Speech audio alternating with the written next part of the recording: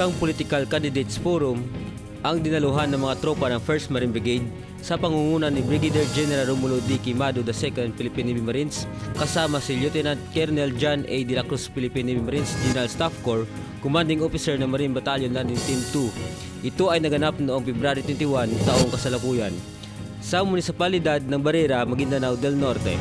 Ito ay inorganisa ng Commission on Elections para sa pagtaguyod ng isang mapayapa, makatarungan at maayos na halalan.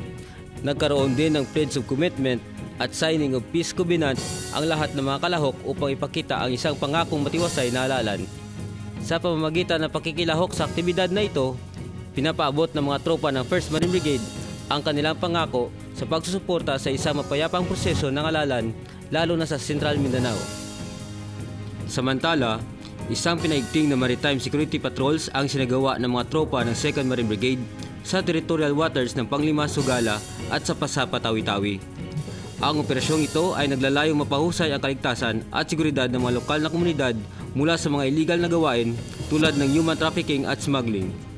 Sa pamamagitan ng mga proactive measures na ito, hangad ng 2nd Marine Brigade na mapaunlad ang isang ligtas na karagatan ng lalawigan. Ang pagsisikap ng 2nd Marine Brigade ay sumasalamin sa pangako na pangangalagaan ng rehiyon at panatilihin ang kapayapaan at kaayusan upang masugpo ang anumang banta ng seguridad. Sa balita mula sa Palawan, Marines nabigay ng tulong sa mga biktima ng matinding baha sa lalawigan. Ang nasabing tulong pinansyal ay mula sa pinagambag-ambag na isang araw na subsistence allowance ng mga tropa ng 3rd Marine Brigade.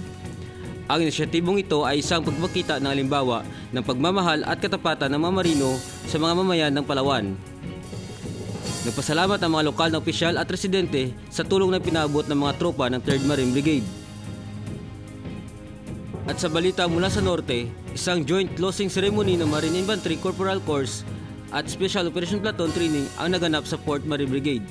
Si Brigadier General Bob R. Apostol, Philippine Navy Marines, Commander ng 4th Marine Brigade, ang tumayong keynote speaker sa nasabing seremonya, kung saan binati niya lahat ang mga nasipagtapos sa patuloy na pagpapalawak ng Kalaman bilang isang magiting na marino. Para sa balita mula sa mga brigada, ako si Private First Class Soriano, Philippine Navy Marines, ang tagapagbalitang mandirigma ng Marine Corps Public Affairs Office. Ito ang Balitang Mandirigma Express Edition.